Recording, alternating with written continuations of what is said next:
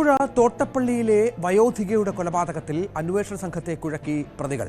കൊലപാതകം നടത്തിയത് താനെന്ന നിലപാടിലാണ് സൈൻലാബ്ദീൻ. എന്നാൽ തലയണ ഉപയോഗിച്ച് കൊലപ്പെടുത്തിയത് ഭർത്താവല്ല താനാണെന്ന് അനീഷയും ആവർത്തിക്കുന്നു. ബലപ്രയോഗത്തിനിടെ കഴുത്തു ഞെരിച്ചുവെന്ന് ആദ്യം അറസ്റ്റിലായ അബൂബക്കറും മൊഴി നൽകിയതോടെ മരണം എങ്ങനെയെന്ന് സ്ഥിരീകരിക്കാൻ അന്വേഷണ സംഘത്തിന് സാധിച്ചിട്ടില്ല. ഇതിനിടെ വയോധിക കൊല്ലപ്പെട്ടത് പുറം ലോകം അറിയുന്നതിന് 2 മണിക്കൂർ മുൻപ് മരണവിവരം അബൂബക്കർ മറ്റൊരാളോട് പങ്കുവച്ചുവെന്ന മൊഴിയും പോലീസിന് ലഭിച്ചിട്ടുണ്ട്.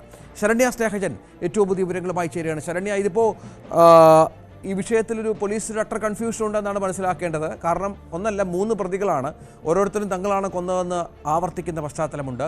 ഈ പ്രശ്നം എങ്ങനെ പരിഹരിക്കാനാണ് പോലീസ് ശ്രമിക്കുന്നത്?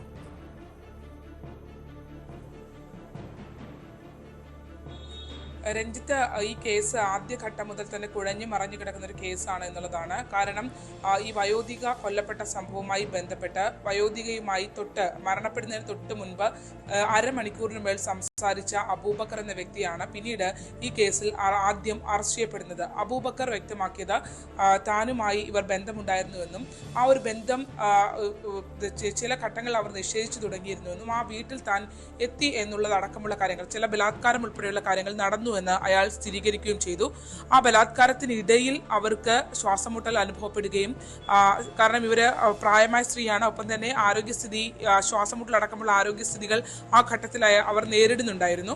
ആ ബലാത്കാരത്തിനിടയിൽ ഇവരുടെ കഴുത്തിന് പിടിച്ചെന്ന കാര്യം അയാൾ സ്ഥിരീകരിക്കുന്നുണ്ട്. ഒപ്പം തന്നെ ഈ പറഞ്ഞ രീതിയിൽ മരണപ്പെട്ടിട്ടുണ്ടാകും എന്ന് ഇയാൾ സ്ഥിരീകരണം നൽകുകയും ചെയ്യുന്നു. അങ്ങനെ അന്വേഷണ സംഘം ആദ്യമായി അബൂബക്കറാണ് ഈ കേസിനകത്ത് പ്രതി എന്നുള്ള രീതിയിൽ എല്ലാവരോടും പറയുന്നു. അബൂബക്കർ തന്നെ അത് ഏറ്റുപറഞ്ഞു എന്ന് അന്വേഷണ സംഘം പറയുന്നുണ്ട്. പക്ഷേ പിന്നീട് ഈ കേസിൽ അന്ന് അബൂബക്കർ നൽകിയ ഒരു മൊഴി എന്ന് പറയുന്നത് ഈ വയോധികയുടെ ഫോൺ തോട്ടപ്പള്ളിയിൽ പൊഴിയിൽ എറിഞ്ഞു കളഞ്ഞു എന്നുള്ളതായിരുന്നു. എന്നാൽ ഈ ഫോൺ പിന്നീട് സ്വിച്ച് ഓൺ ആയതോടുകൂടിയാണ് ഈ കേസിൽ ആദ്യത്തെ ട്വിസ്റ്റ് ഉണ്ടാകുന്നത്.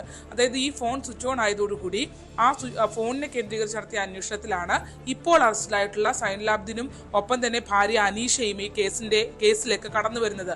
തുടർന്ന് നടത്തിയ അന്വേഷണത്തിൽ, അതായത് തുടക്കത്തിൽ തന്നെ ചില സംശയങ്ങൾ ഈ കേസുമായി ബന്ധപ്പെട്ട് അബൂബക്കർ ഈ കാര്യങ്ങൾ ഏറ്റു പറയുമ്പോഴും ആ വീടിന്റെ വൈദ്യുത ബന്ധം വിച്ഛേദിച്ചതും ഒപ്പം തന്നെ വീടിനകത്ത് മുളകുപൊടി അടക്കം വിതറിയതിലും അബൂബക്കറിന്റെ പങ്കുണ്ടോ എന്ന അന്വേഷണ സംഘത്തിന് സംശയമുണ്ടായിരുന്നു. എന്തായാലും അബൂബക്കർ ഇത് ഏറ്റു പറഞ്ഞ് ജില്ലാ പോലീസ് മേധാവിയുടെ അടക്കം ഇത് ഏറ്റു പറഞ്ഞ ഘട്ടത്തിലാണ് ഈ സംഭവം അബൂബക്കറിനെ പ്രതി ചേർത്തുകൊണ്ട് പോകുന്നത്. പക്ഷേ പോലീസിന് നിലനിന്ന സംശയങ്ങൾ കൊണ്ട് തന്നെ അവരതിൽ തുടർ പരിശോധനകൾ നടത്തിക്കൊണ്ടേയിരുന്നു.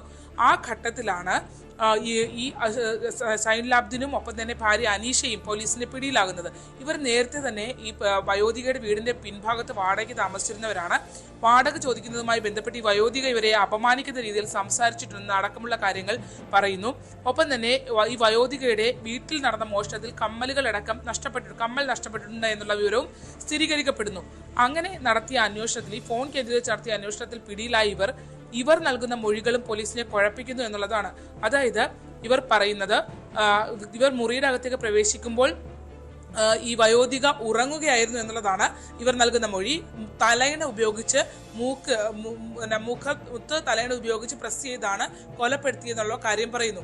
അതിൽ തന്നെ 2 ട്വിസ്റ്റ് ഉണ്ട് എന്നുള്ളതാണ്. അതായത് 2 പേരും മൊഴി നൽകുന്നുണ്ട്. അതായത് ഈ സൈൻലാബ്ദീൻ പറയുന്നത് തലയണ ഉപയോഗിച്ച് താനാണ് വയോധികയെ കൊലപ്പെടുത്തിയെന്ന് പറയുന്നു. അതേസമയം അനീഷ പറയുന്നത് സൈൻലാബ്ദീൻ അല്ല, അനീഷയാണ് കൊലപ്പെടുത്തിയത് എന്നുള്ള കാര്യം ഇവർ പറയുന്നു.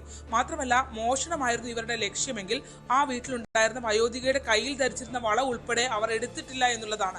അപ്പോൾ അതും പോലീസിന് ഒരു കൺഫ്യൂഷനായി നിലനിൽക്കുകയാണ്. ഇതിനുമൊക്കെ അപ്പുറത്തേക്ക് ഇപ്പോൾ പുതിയൊരു നിർണായകമായ വിവരം ലഭ്യമായിട്ടുള്ളത്, ഈ അബൂബക്കർ എന്ന വ്യക്തി അതായത് ശനിയാഴ്ച രാത്രിയാണ് ഈ സംഭവം ഉണ്ടാകുന്നത്. ഞായറാഴ്ച 4 മണിയോട് കൂടിയാണ് എല്ലാവരും ഈ വിവരം അറിയുകയും ചെയ്യുന്നത്. ആ 4:30 ഇത് കാര്യം പുറത്തു പറയുന്നതും അബൂബക്കർ തന്നെയാണ്. അതായത് വീട്ടിൽ ഒരു പെൻഷനുമായി ബന്ധപ്പെട്ട പേപ്പറുമായി പോയി, പക്ഷേ ഇവർ റംലത്തിനകത്ത് ഈ വയോധികയായ സ്ത്രീ അതിനകത്ത് മരണപ്പെട്ട നിലയിൽ കണ്ടുവന്ന് ഇയാൾ തൊട്ടടുത്തുള്ള വീട്ടിലെ സ്ത്രീയെ അറിയിക്കുകയാണ് ചെയ്യുന്നത്.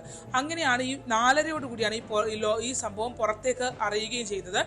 പക്ഷേ ഈ പള്ളിയിലേക്ക് മറ്റു ഭക്ഷണമൊക്കെ കളക്ട് ചെയ്യാനായി പോകുന്ന ഒരാളാണ് ഇയാള് 2:30 മണിക്ക് തോട്ടപ്പള്ളിയിലുള്ള ഒരു വ്യക്തിയോട് ഈ വയോധികയായ സ്ത്രീ ആ വീട്ടിൽ കൊല്ലപ്പെട്ടു എന്നുള്ള രീതിയിലുള്ള ഒരു വിവരം പങ്കുവച്ചിട്ടുണ്ട് എന്നുള്ള നിർണായകമായ ഒരു മൊഴി കൂടി പോലീസിന് ലഭിച്ചിട്ടുണ്ട് എന്നുള്ളതാണ്. അതായത് ഈ കേസിൽ 3 പേരും ആദ്യഘട്ടത്തിൽ ഇത് കൊലപാതകം നടത്തിയത് തങ്ങളാണെന്ന് സ്ഥിരീകരിക്കുന്നു. ഈ അബൂബക്കർ പിന്നീട് അബൂബക്കറിന് അതിൽ പങ്കാളിത്തമില്ലെന്ന് പോലീസ് പറയുമ്പോഴും ബലാത്കാരം നടന്നിരുന്നു എന്നും അത് ആ രീതിയിൽ അവരെ അത് ശാരീരിക നിലയെ ബാധിക്കുന്ന രീതിയിലുള്ള ബലാത്കാരം ഉണ്ടായി എന്നുള്ളത് സ്ഥിരീകരിക്കുകയും 302 അതായത് കൊലപാതക കേസിൽ നിന്ന് ഒഴിവാക്കിക്കൊണ്ട് ബലാത്കാരത്തിനുള്ള വകുപ്പ് ഇപ്പോഴും അബൂബക്കറിന്റെ മേൽ ചുമത്തിയിട്ടുണ്ട്. പക്ഷേ പുതിയ മൊഴികളൊക്കെ വരുന്നതിന്റെ അടിസ്ഥാനത്തിൽ ഇതിൽ ആരാണ് ഇതിനകത്ത് കൃത്യം ചെയ്തത് എന്നുള്ളൊരു സ്ഥിരീകരണത്തിലേക്ക് എത്താൻ കഴിയാത്ത വിധം അന്വേഷണം ഇപ്പോഴും മുന്നോട്ട് പോയിക്കൊണ്ടിരിക്കുകയാണ്. അതിനിടയിൽ തന്നെ തലയണ ഉപയോഗിച്ച് കൊലപ്പെടുത്താൻ ശ്രമിച്ചിട്ടുണ്ടെങ്കിൽ തീർച്ചയായും അത് പ്രതിരോധിക്കേണ്ട സാഹചര്യമുണ്ട്. അത്തരം പ്രതിരോധിച്ചതിന്റെ അടക്കമുള്ള കാര്യങ്ങളൊന്നും തന്നെ ഈ പോസ്റ്റ്മോർട്ടം റിപ്പോർട്ടിൽ കണ്ടെത്താൻ കഴിഞ്ഞിട്ടില്ല. ഒപ്പം തന്നെ കഴുത്തിലെ തൈറോയിഡ് ഗ്ലാൻഡിന് പരിക്കുണ്ട് എന്ന് പറയുന്നുണ്ട്. പക്ഷെ അതിൽ തന്നെ ഇവർ രണ്ടാമത് വന്നവർ നൽകുന്ന മൊഴി പ്രകാരം അവർ തലയണ ഉപയോഗിച്ച് മുഖത്ത് മുറുക്കുക മാത്രമാണ് ചെയ്തിട്ടുള്ളത്. പക്ഷേ ബലാത്കാരത്തിനിടയിൽ കഴുത്തിൽ മുറുകെ പിടിച്ചു എന്ന് അബൂബക്കർ മൊഴി നൽകുകയും ചെയ്തിട്ടുണ്ട്. ആ രീതിയിൽ വളരെ കൺഫ്യൂസ്ഡ് ആയിട്ടാണ് ഇപ്പോൾ ഈ കേസ് മുന്നോട്ട് പോയിക്കൊണ്ടിരിക്കുന്നത്. ഇതിൽ ആരാണ് കൃത്യം ചെയ്തതെന്നോ അല്ലെങ്കിൽ ഇതിനകത്ത് ഏത് സമയത്താണോ മരണപ്പെട്ടതെന്നുള്ള ഒരു കൃത്യമായ നിഗമനത്തിലേക്ക് എത്താൻ കഴിയുന്നില്ല എന്നുള്ളതാണ്.